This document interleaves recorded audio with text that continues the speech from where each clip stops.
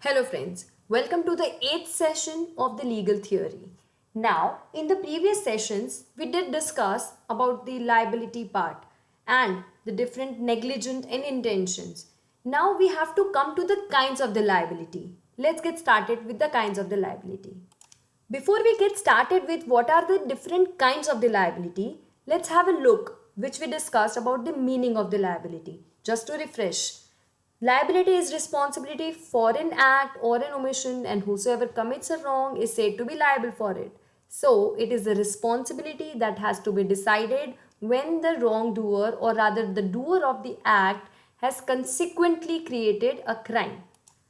Now, when we are discussing about the different kinds of the liability, my friends, there are basically and mainly two kinds of the liabilities. The first is vicarious liability and the second is strict liability. You must be feeling that what do you mean by vicarious liability and what do you mean by strict liability? Once I will give you the examples, you will be able to understand that these are the liability part which we do use on a very day-to-day basis in our lives. So friends, vicarious liability means a liability which is incurred for or instead of another. Generally, a person becomes liable for a tort committed by him. But there are certain circumstances in which one person becomes liable for the tort committed by another person also. Now, such liability is general rule of that man that must be forced to do by the force of the law, what he is bound to do by the rule of the law. For an example, master servant relationships, the firm and the partners, the employer and the independent contractor.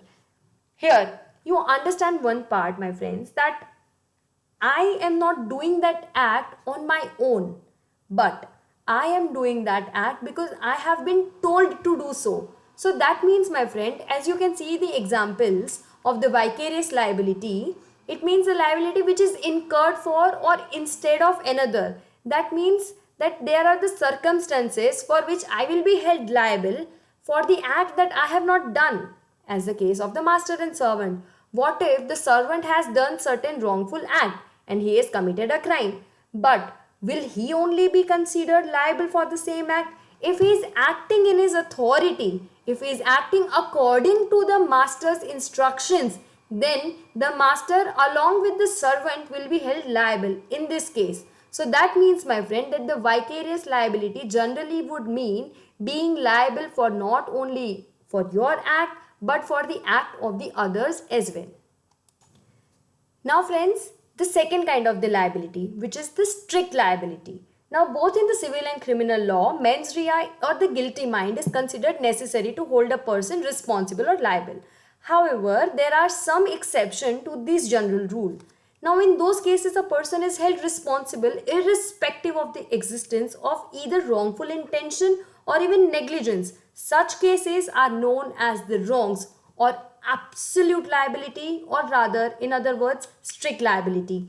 When we are talking about absolute liability, no other elements for creation of the liability can be taken into consideration in the eyes of law for that individual. That means, my friends, that absolutely that person will be held liable irrespective of the fact that whether that person had any intention or did any negligence while doing that act. Now, my friend, as we discussed Salmon for a lot of times, we must not forget to discuss Salmon's views when we are discussing the liability. So, according to Salmon, the strict liability can be put in three groups. The first is mistake of law. That is the presumption that everyone knows the law and so this excuse will never be allowed. Second, mistake of fact. A person is not liable if the act he did was under the mistake of fact. The third is inevitable accident. That means the ground of the exemption from the liability as a consequence of the act were unintended. That means, my friends, that these three are the different groups which can be put up in the strict liability parts. If these three are there, then according to Salmon, the strict liability should be made applicable. So, even before ending, I would like to discuss some of the cases which may be useful in the units. I have referred, of course, certain case laws while discussing, and I have given certain illustrations or the examples while discussing, but let's just learn certain cases which are there from the unit. Anand Singh versus Ramchandra in 1963.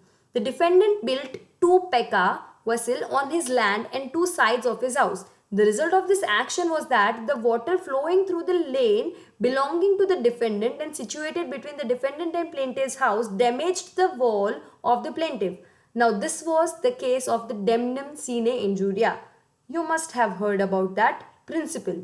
The next case, my friends, is that the Datfal versus Guraf, where the servant of a Hindu temple had a right to get the food offered to the idol, but the person who was under the obligation to the idol of offer food did not do so, and the servant brought a suit against him for the damages. It was held that the defendant was under no legal obligation to supply food to the temple servants, and though the result of this omission, not to supply the food of course, and the that might have involved a loss of the plaintiff, and it was damnum absent injuria and could not entitle the plaintiff to maintain a suit. That means, my friend, that if I am morally obliged and not legally obliged to do certain act, then should I be made liable for that part?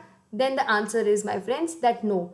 Legal binding of that action is required to make any person or any individual liable for the act. Now, we did discuss previously the doctrine of the mens rea. Now, it has been very well explained in the famous English case of R.V. Tolson. In this case, a woman whose husband had deserted her married life, like with another man, before the expiry of 7 years, which was against the rules. The woman married another man, even before 7 years, but that lady was able to prove that she did not have any guilty mind, or rather mens rea, while doing that act. She should not be held liable for doing the act of the bigamy. Thus, a mere act does not constitute an offense unless it is coupled with mens rea. So that means, my friend, if I did not have any guilty mind, I should not be made liable for doing certain act which may result into the crimes. This point we have definitely discussed while discussing the concept of the mens rea. You may definitely have a look. Now, these are certain reference books that I have used, and certain, of course, websites that I have gone through while creation of this whole sessions. So, you can definitely look into these books for the further references. I hope the sessions have tried to clear the concepts at large, and we shall definitely meet very soon to discuss further interesting sessions and further interesting concepts of the jurisprudence in future very soon. Till then, keep learning.